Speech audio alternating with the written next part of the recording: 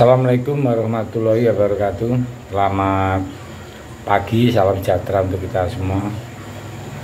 Salam Rahayu, salam untuk saudaraku semua yang ada di Indonesia maupun yang di luar negeri. Semoga bahagia. Dan yang baru menderita sakit, mudah-mudahan dikasih cepat kesembuhannya. Bagi mereka yang beraktivitas, mendapat rezeki dan uang yang banyak, amin. Oke, baru kemarin ya, 2 hari yang lalu itu Joe Biden Amerika membuat pernyataan yang sangat kontroversial. Kenapa? Amerika menyatakan bahwa di dalam KTT APEC nanti, ya, pertemuan APEC yang dipimpin oleh Amerika di bulan November nanti, tidak akan mengundang Jokowi, tidak akan mengundang Indonesia. Oh, gila, ini keputusan gila. Kenapa? Ya alasannya dicari-cari ya. Sudah mau main kasar kalau bahasa kasar. Jadi Jokowi itu betul-betul punya musuh yang nyata sekarang ini. Negara-negara maju semua memusuhi Jokowi. Kemarin Eropa. Dan sampai sekarang Eropa pun belum selesai. Sekarang muncul lagi Amerika. Ya, tapi dengan mental bajanya Jokowi, dia tetap tenang ya. Nggak tahu gimana itu. Amerika telah membuat pernyataan yang tegas bahwa mereka tidak akan mengundang dan melarang Presiden Joko Widodo hadir di KTT APEC di San Francisco pada bulan November ini. Keputusannya sangat berani dan tidak bisa dalam diplomasi internasional. Ini menciptakan ketegangan baru ya bagi Jokowi dan Indonesianya.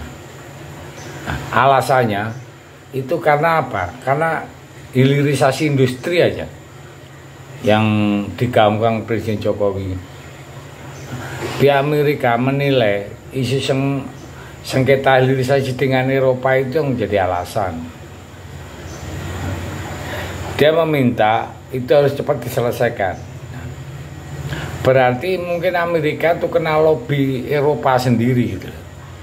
Karena Eropa nggak kuat menekan, sekarang dia koalisi dengan Amerika untuk menekan. Ya itulah namanya perang global.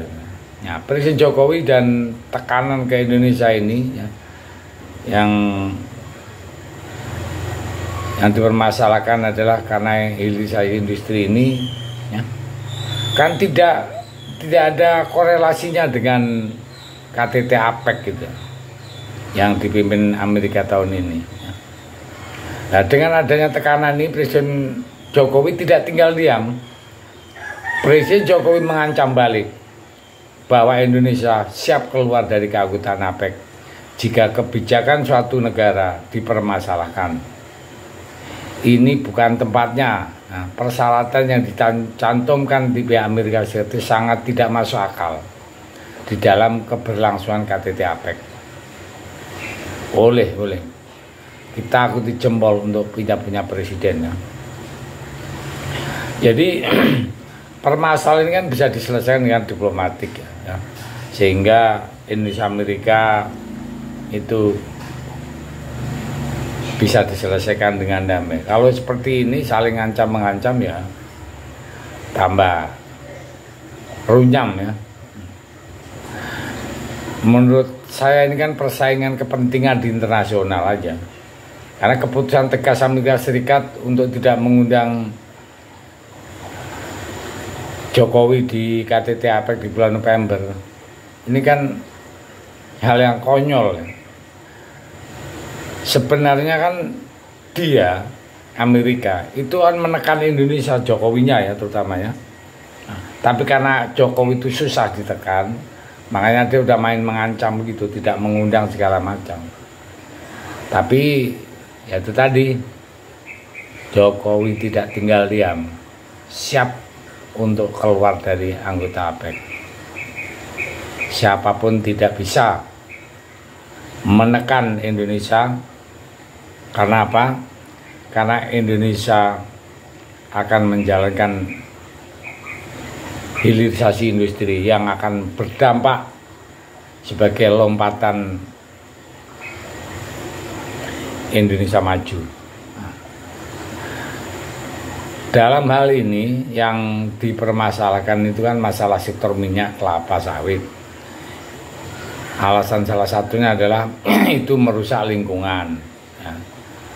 Yang Eropa punya disforestasi itu undang-undangnya, tapi Indonesia kan tidak mempan. Nah,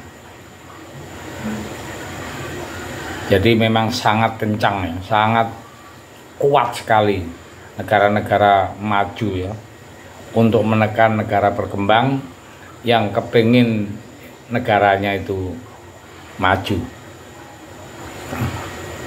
dengan alasan segala macam, sehingga negara tersebut pun tidak bisa maju kalau mengikuti atau mengekor dari apa dia mau negara-negara maju ya. Seperti Eropa kemarin, IMF, Bank Dunia, sekarang Amerika turun tangan. Tapi respon Jokowi luar biasa, tidak takut ya. Dan Jokowi juga mengancam ya. Kalau memang itu persyaratannya, Jokowi siap keluar dari negara APEC dengan segala konsekuensinya. Dan beberapa negara anggota APEC juga mengkritik kebijakan Amerika itu. Itu namanya kebijakan yang suka-suka, kebijakan arogan. Tidak ada perjanjian suatu negara mau mengembangkan hilirisasi industri itu dilarang oleh negara lain. Nah, maka dari itu sekarang Pak Jokowi itu jadi kiblat dari negara-negara berkembang untuk melawan negara-negara maju. Jadi gaungan atau ajakan Jokowi untuk hilirisasi industri itu bukan di Indonesia saja. Di ASEAN juga teriak seperti itu. Di kelompok negara-negara berkembang, Pak Jokowi juga teriak masalah hilirisasi industri yang berdampak sangat luar biasa. Contoh kemarin New Zealand datang ke sini langsung belajar masalah hilirisasi. Maka dari itu Pak Jokowi musuhnya banyak negara-negara maju, tapi Pak Jokowi kokoh demi negara, demi kemajuan bangsa. Pak Jokowi semua dipertaruhkan. Bravo Pak Joko Widodo, presidenku yang luar biasa. Terima kasih, merdeka.